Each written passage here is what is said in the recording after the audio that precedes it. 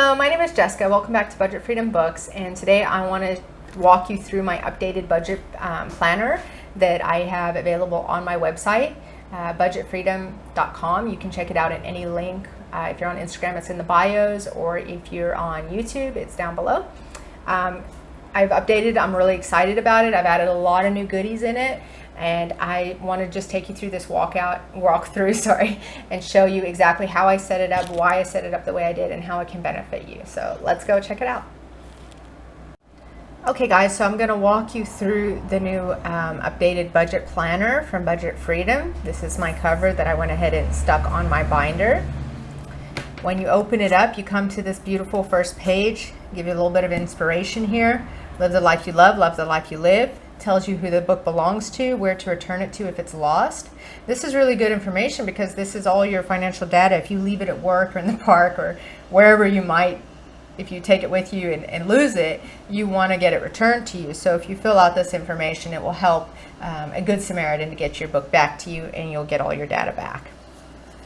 Okay, I'm just going to take you through the main parts of the book now. This is one of my favorite quotes from Bruce Lee, and my husband's as well. And I thought that it really applied to budgeting and life in general. So I wanted it to be here front and center to get you going, to inspire you to move forward, and to really jumpstart your financial journey and work towards financial freedom. So I'll just read it out. If you love life, don't waste time, for time is what life is made up of. And I thought that was so pertinent when it came to budgeting. Time is everything. It doesn't matter what happened in the past. It doesn't matter where you're starting on your financial journey. But don't waste any more time. Get started. Get going with it. Start saving. Start correcting your future to be what you want it to be and what you deserve it to be. The next thing that's really, really important is to have your financial goals front and center where you can see them. All right. This is the order that the book is in, so I didn't want to move it. But typically what I will do in my personal binder is I will put these two pages right there. Actually, this one you should keep in the front, but I will probably move this one up. Or no, you know what? Put it like this. Sorry guys, it's my brain.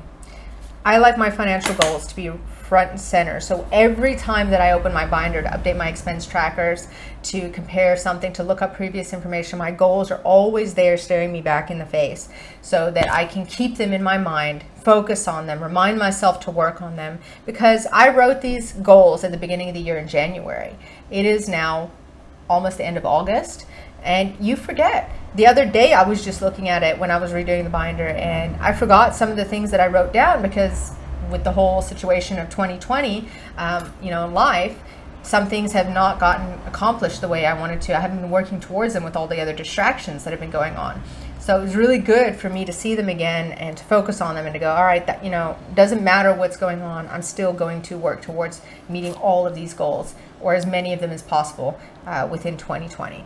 So that's the beginning of the book there for you. Then we move, I like to use my little dividers for the year-to-date comparison. So this is a really handy sheet in my binder, and it's one of my favorites because it helps you to compare your savings every month, your income, and your expenses. It just gives you a really quick overview of how you're doing financially and what progress you're making or where you're slipping. So that is really encouraging, and also helpful criticism if you're not meeting some of the goals every month, because it just puts it in perspective for you, reminds you what's going on, and helps you to refocus and stay on track.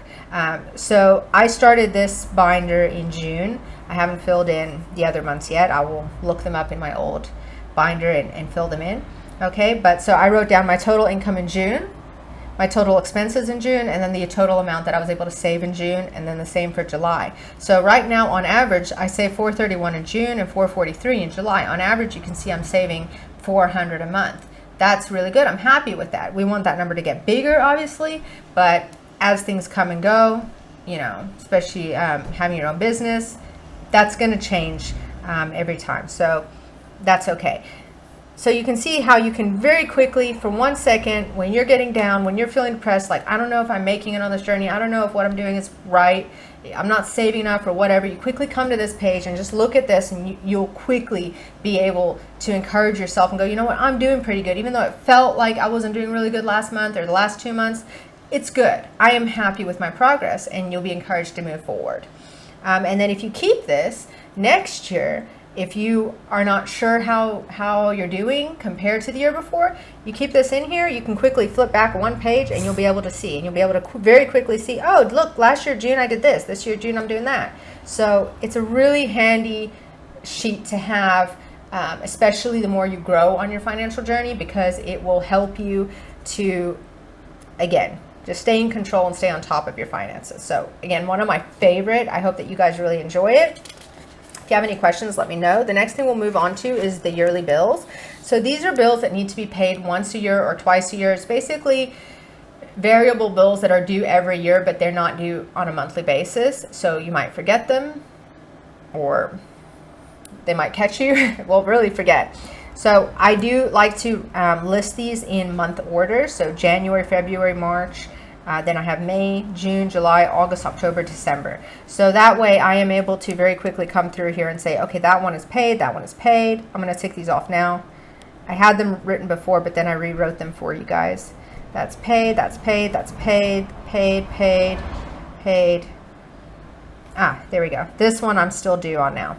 So this one I'm going to pay at the end of this month. And then I know that for October and December, that's what's left for the year. The way this tracker works is you write down all your bills, you write down the amount. So just to quickly go through, I have medical insurance here. Our medical insurance is due twice a year. Mine and my husband's life insurance, we do quarterly payments, so that's 3 times a year. We have dog tax, house tax, car tax, taxes. We have our house insurance, our car insurance, car registration, and other car licenses that we need. And then also we pay the TV license once a year. So if there's anything else that you could think of that you would need to do on a yearly basis, or even, like I say, twice a year, some are twice a year, some are quarterly, this is the place to put those expenses. This is the place to write them down and keep track of them so that you don't forget to pay them, and you also don't forget to save for them. So how that works is when you write down all the amounts for all the bills for the year, you get a total. So my total for the year is $4,255.81. That's a lot of money to try to come up with at one point. So the best way that I have found to handle this is to make it a monthly payment.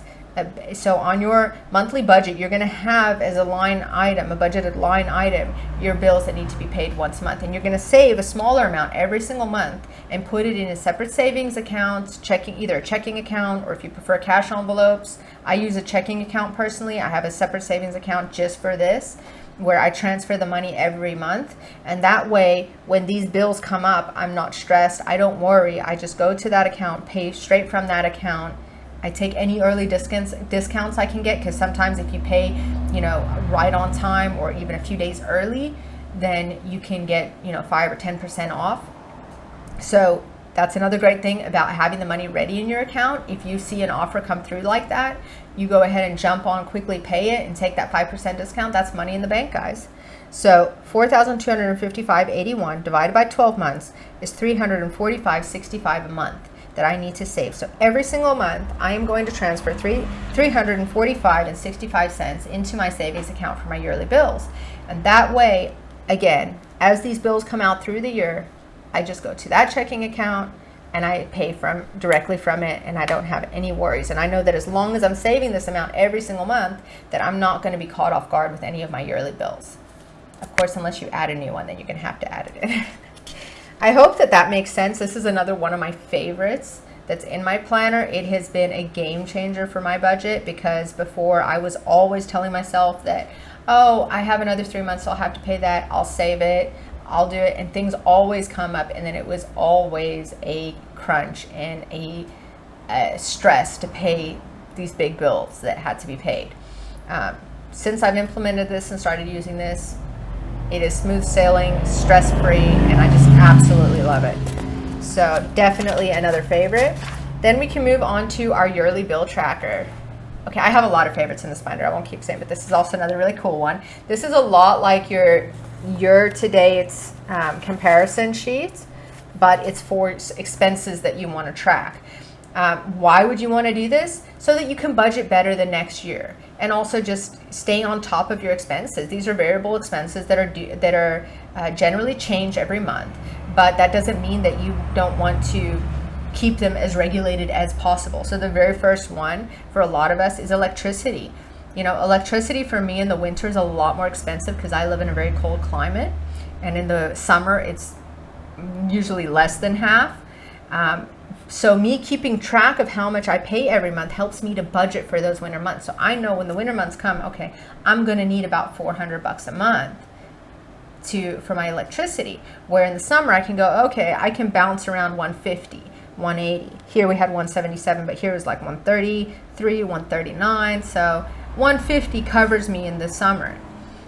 And then April and March, my bill, it was still a bit cold this year, so it was around 200. So you see how you're able at any point when you're budgeting to go back and look at your yearly bill tracker and go, how much do I need to budget for electricity this month? And that way you have a more accurate budget. I do it with my phone bill, with the water, with food. I stay on top of food. Gas, we buy vitamins, so I really like to know when I'm buying vitamins, how I'm doing that. Meat, we order meat in bulk from a co-op, so I do like to see when I'm spending more on meat, again, to help me save and to help me budget. I also order a lot of organic products online. My dogs, I like to keep track of how much I'm spending on my dogs, because they can suck the money out of you. They can suck the life out of you. You got to watch that. My kids' school fees and a few other things, and whatever else that you might want to keep track of. It's really good. If you guys are still using credit cards and you're still paying them down and you're fighting with that, we do have a separate credit card tracker, so I don't really think you want to put that here. I wouldn't recommend that, but I can't really think of other bills that at the moment that you might want to pay, that you might need to pay. But I mean, yeah, no. I mean, I don't know if you have kids in after school activities that change, it could be something that you want to track. I'll try to think of some and do a different video on that so we don't waste time on that now. Okay, and then I have a few yearly bill trackers in here, so that if you need more, if you want to track more bills, you have more space, you have the space to do it. Okay, then I have, my help section, which has our table of contents, so all the things that you can find in our binder. So we do have our financial goal list, which you saw, the yearly month to date comparison, which I showed you. This is the table of contents. I also include for you in this binder, which I think is really awesome, I include the cash envelope system, which I still use. I used it when I started budgeting, and I still use it today for my variable expenses. So I use it for things that I'm going to pay cash for, like food, gas, miscellaneous shopping, beauty, personal expenses, all that kind of stuff. I have cash envelopes and I use them. So here I give you a really nice breakdown of what the cash envelope system is, how it works, and then I also include 7 free cash envelopes for you. You cut these out, you tape them or glue them on the back, and you have a cash envelope, and you have for all these different awesome items. So we had food, that was the first one. I mean, how beautiful is that? Then we have travel. I thought that was pretty cool, this old school gas tank. You have your miscellaneous expenses, which would be like beauty, clothing, whatever else, extra fun stuff. You have your savings envelope if you want to save for something. Personal care, kids, if you have kids. If you don't have kids, you can maybe change that to dogs. Fun. And there you go. And I mean, I've just given it a few names. These are kind of your starter set. You can obviously change the names if you don't need them, or add more envelopes if you need. I am adding new envelopes to my website all the time, and they are free for download at the moment. So if you want, go ahead and check them out. You do have to go through the checkout process on Shopify. I'm sorry, there's no way to get about that. You don't pay anything, but you can go as soon as you finish checking out, you get the free downloads. Then I also include the debt-free charts. Again, I give you a really detailed explanation of what a debt-free chart is, why you use it, and then I also include all my personal debt-free charts. And again, we are creating more of these constantly, so check out on the website if you want to go ahead and get them. We have bank loans, cash loans, credit cards, emergency funds, personal loans, student loans. There you go. And the way the debt-free charts work, in a really quick explanation, is basically if you owe $3,000 on a credit card, you're going to write $3,000 at the top here. you have 50 lines here, so you divide the 3,000 by 50, so each line accounts for $50 or whatever it is that it calculates out to be. And every time you pay $50 off on the credit card, you're going to color off one line, and then as you go, you're going to color off the whole chart and have your credit card paid off or have your cash savings that you need, and so on. So that is there. We have our freedom number formula, and this is one of my absolute must-have when it comes to budgeting, because your freedom number, I don't want to go into too much detail now, it's how you're going to become financially free. That's what that is. I have my method, how I budget and why I budget, and then my strategy, which is again is kind of a continuation of the method, but it's how it gets done. So we have that. Then you have a brainstorming area where I ask you questions, give you ideas of ways that you could save money, ways that you could either cut down on bills or eliminate bills completely, and there's space for you to fill that out and go through it. And then I have my how-tos, which I think are really, really helpful, especially for people that are new to budgeting and have absolutely no idea how to do it. I have little screenshots for you there and arrows pointing directly to every single item, so you can literally sit down with this budget planner and go step by step through it. If you've never ever touched a budget before in your life, which my husband hasn't, and he was able to do this very easily, and you work your way through the book and become pro at it. And if you ever forget anything, these are always here for you so that you can always come back and reference them and continue budgeting. So this is all in my help section here. And then after that, we have the yearly bill tracker, the savings plans, the Sings Fund Planner, the debt planner, the yearly planner, the credit card. We have our birthday and gift list. We have our monthly budget, calendar, weekly budget, expenses, idea pages, and monthly review. I went through that a bit quick, but I'm going to take you through it, so I don't want to spend a lot of time reading to you. All right, next we have our debt planner. Okay, this debt planner or tracker, whatever you'd like to call it, is how you are going to plan to pay off big debts that you have. So I have my mortgage. That is the only debt that I have left at the moment. I do have two mortgages. So I have my main mortgage, and then I have a smaller mortgage that we took to help with closing costs and all of that. So I have written down both my mortgages here. If you had more debt, you would put credit cards, car loans, personal loans, student loans, any debt that you have. You would make a different column for each loan that you had. You would start off with naming it. So you put your the name of the, so here's my mortgage, your current balance. And remember, that needs to be the balance including the interest. So you can normally get that off your amortization schedule. Okay, I put my interest rate. The reason you want to put the interest rate here is because typically if you want to save money and you want to snowball your debt paying off, you want to start with the highest interest rate. And that's why I've started with my smaller mortgage, because it has an interest rate of 6%, where my main mortgage has an interest rate of only 3.1%. You put the priority of what you want to pay them off. So my smallest mortgage with the highest interest is my first priority, and then my main mortgage with the lowest interest, half the interest rate, is my second priority, because I will save a lot more money paying this off quickly and then moving to that. So I put in my starting balance, and then my normal monthly installments are here. So you'll see January, that's my normally monthly installment, February, my normal monthly installment, and then you see I have these little extras in. So every month you can come and write in how much extra you want to pay or have paid on your loan. I have been saving up, so I haven't done any extra payments yet, but here in October you'll see I'm going to do a lump deposit of $5,500. I have this in my savings account right now. I'm saving up. I'm on $4,200, so I'm almost there, and then that huge balance will come down a lot. But when you're planning it, you can write it out and you can say, okay, this is my monthly installment, and then I want to pay an extra $200 a month or an extra $500 a month, whatever your goal is. Remember, don't go too high on your goal either. Make it a realistic goal. Write down something you know you can accomplish. So if you know for a fact you can pay $200 extra a month, write that down. If you have a month where you pay $350 or $400 or $500 or whatever it is, awesome. But that way it won't throw your plan out too much. If you budget to pay off $1,000 a month and you're not able to meet that, that's going to be really discouraging for you. It's going to throw out your whole balance, and it's not going to work very nicely. So as you go, write in your extra balance, your extra payments plus your monthly installment, and then write the new balance. And then you'll be able to see how you progress throughout the year. So At the bottom here, I have my year-end balance, which I will fill in at the end of the year. And then I have my goal. So my goal this year is to pay off $40,000. Let's see how that goes. Okay, and the same process, this would work with all of your debts. So you would do that with your credit card. Again, you always need to pay your minimum monthly installments. So even while I'm paying my small mortgage, I still have to pay my main mortgage's installment, and that's what I'm doing.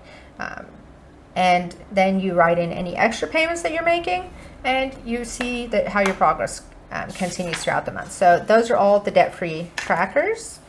I will do smaller separate videos on every single one to give you a little bit more information so that we don't make this video too long.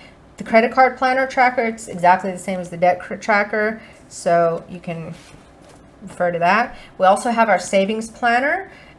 This one is how to save money, so it's similar concept, but obviously you don't have extra payments every month. So here I would put my savings goal. So here I could write in, I want my emergency fund, and then I want my salary 3 to 6 month emergency fund as well. Okay, so my current balance right now on both is 0.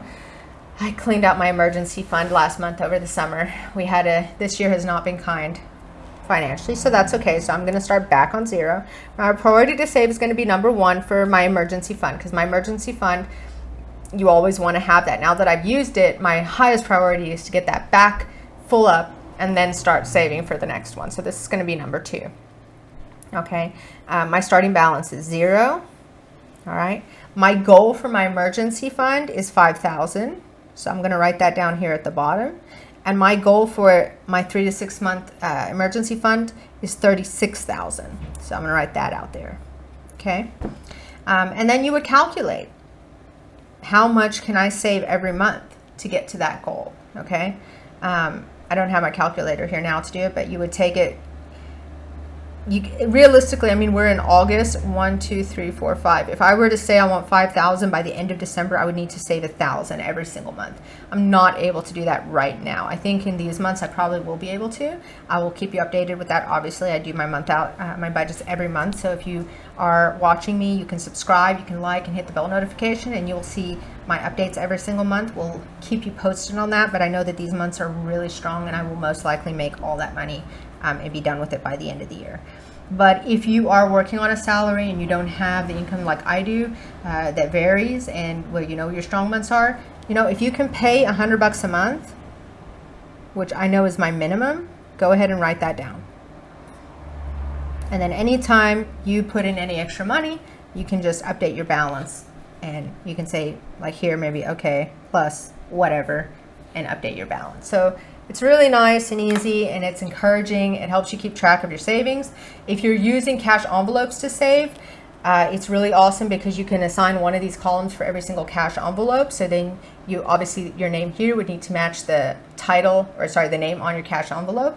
The way I do this right now is I have a savings bank account. So I have one bank account for my yearly bills, and then I have another bank account for my savings.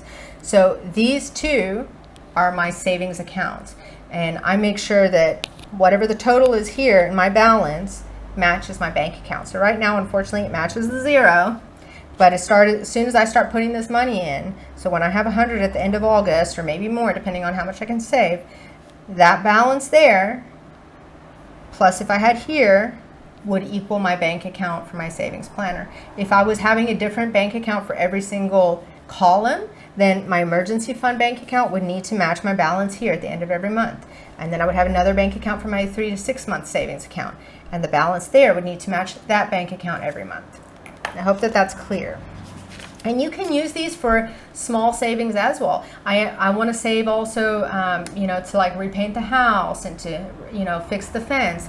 You can make a different column for any savings thing that you have. All right, but usually the savings planner is for big savings goals. We then do have what we call our sinking funds, which is usually done in our cash envelopes, but I also do it in some bank accounts depending on what it is. Okay, so my sinking funds, here we go. Let's look at this one. Here I have my railing. I want to put a patio outside, which is going to cost me $2,000. And then I also want to do some upgrades to the house. I need about $2,000 for that. Okay. I need funds for my BF account. Okay, right now the balance is $231. So I want to add to that. Also my BNP mortgage, remember I told you I was saving for the $5,500. I've got that here. Right now we have $3,720 in there. So next month here in August, when I add another $930, that's going to come in here. And by October, I will have my $5,500. Okay, so this is a really nice, quick little place where you can track small savings, not amounts necessarily, because this is quite a big amount, but where you're not going to be going on for a long period of time. If it's going to be a few smaller installments, this is a nice, quick place to put it so that you can quickly come and see what should be happening, what your balances are. So if I look at this quickly, just to give you an idea, so this is a bank account that I have. I know that my bank account has this exact balance, so that is awesome. There you go, that's done. I know this is another bank account I have. I know that that bank account has that amount in it. This I have not started saving for yet. These I have 2 cash envelopes for them. I have one that says railing, one that says house grades. So my cash envelopes, they should have 0 in them as my balance is, which is correct. Okay, going back to this one, again, I have my bank accounts, and the amounts that I have here should match the total of my bank account. So I have, remember I mentioned to you the yearly bills bank account, all right? So I've split this up for all my yearly bills. Here's my yearly bills amount that I save every month. Then I have my savings account. Then I have my medical insurance amount. So I go ahead and I say, all right, does this plus this equal the total in my bank account for my yearly savings? Yes, it does. I'm happy. So that's really awesome, especially when you're using only one bank account to track a lot of different savings. Okay, you might want to come up here and say, you know, make it clear for you. I should probably add this in. I'll make a note to that savings bank account. Okay, and that way I know that my savings bank account should equal the total of all 4 of these. All right, but then at any moment I can say, okay, I have, you know, 4,000 in my savings account. What is that for? I come right here to the sheet and I'm like, oh, okay, 233 of that is for my medical insurance, excuse me. My yearly bill is $387.96 is part of that. My savings is $362.64, and the total of that should equal my bank account. So I'm able to very quickly come to this sheet, see what my total is, and match it to my bank account. I hope that that makes sense to you. Again, I will do a more detailed video to try to explain that better. I also did include some large sinking fund columns. So again, like I mentioned, if you have some larger bills that you're saving for, let's say that you're saving for furniture that's going to cost $5,000 and it might take you a few more months to do that. You could write here furniture and then put the date, and as you start saving, add up that balance, put your goal, how much you need for that furniture, and then watch your savings grow. And again, that column that you're saving for should either match a bank account if you have one bank account, or it should match a cash envelope. All right, and then I put a whole bunch of savings trackers in there so that you have a lot. Okay, then we go on to our gift saver. So this is my birthday gift saver. Here's my birthday list column. So you will put all the birthdays that you have that you want to spend money on in the year. You'll list them here, and obviously you list them in date order so that you can keep up to date with them. Put the name of the person that you're saving for. Put the amount that you want to spend on their gift, or if you're holding the party, the gift and the party in total. Put their birth date so you don't forget when that is. And then when you are done with the whole birthday, you can actually put your actual amount spent, and then you can compare that year on year to see if you're meeting your goals or to keep yourself in check. And then the same thing goes with the gift list. If you have gifts that you're giving to people for whatever reason, you can also plan that out here. And then you have your holiday gifts list for Christmas or Easter or Hanukkah or whatever it is that you celebrate. You can go ahead and write out all those names, how much you want to spend. I put in a column here for the gift, so you can write out ideas for what kind of gift you want to give them. If you know, if not, leave it blank. And then when you're done, obviously, go back and fill in the actual amount spent and the actual gift that you got them. And you can, again, use that as a comparison year on year and keep track of things and see how you're doing with that spending. Okay, then after that, you're just going to jump right into, that's all the prep. Then you jump into your monthly budgeting, which is the fun of life. So I have for every single month, I have a cover sheet with the month's name and a beautiful quote to inspire you and to keep you going. So this one is from Gordon Ramsay. I thought it was appropriate for January. It's not how you start, but how you finish. So it's important. January is important, but it's not the end all and be all. What's important is how we finish this year. All right, jump over to February. Again, a nice little quote. March, April, May, June, July, August, September, October, didn't want to play nice. October, November, and December. So I am currently in August. So I'll just jump back to August, show you here. Here's my monthly budget. I did do a separate video on this, so I don't want to run through it with you again. But look how beautiful that looks. Look how organized that is. I have my whole budget here. At the end of the month, I'm going to come update my actuals, write out my differences, analyze my budget. I will then hop right back over to my year-to-date comparison, and I will fill in the final numbers of August. I'll go to my bills pays once a month, tick off whatever bills I've paid. I'll go to my bill tracker, update the amounts for August for the different bills that I'm tracking. And that's it, guys. That is it. If you're saving anything or paying off debt, you'll go to your debt trackers. Here's my debt tracker. You'll go to your debt tracker, you'll update that. You'll update your sinking funds and savings, credit card if you're using it.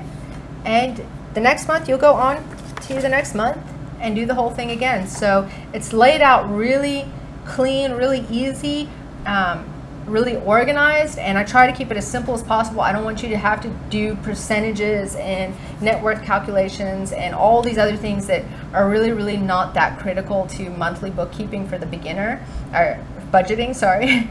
I do have those kind of charts available on my website that you can go download separately when you are ready. But to start out, this is all you need to get started on your budget, to get to know your numbers, to get confident in what you're doing, and to move forward and to make some progress. So also in the monthly budget, just to remind you, we also do have the 2-page planner so that you can plan out your days. Remember what your pay days, write down any bills that need to be paid. I have to go to the vet actually next week Friday. Last week was my mother-in-law's birthday. You put some of your goals, what you reward yourself out, motivate you. So there's a planner included in here that keeps you nice and up to date. You have a weekly budget if you're getting paid weekly. I'll do a separate video on that. And then you also have your expense tracker where you sit and you write down all your expenses for the month. I'm going to do another video on that just now, so I'll update you on that in a second. Thank you for watching my video. I hope that it was helpful for you. I hope that you love this planner. If you have any questions, please let me know. If you're interested in the planner, please head over to my website, which is in all the links below the video or wherever you're watching this. And otherwise, I will see you next time. I wish you all the luck, prosperity, health, and wealth on your budgeting journey. And I wish to see you in financial freedom soon. Thank you. Bye-bye.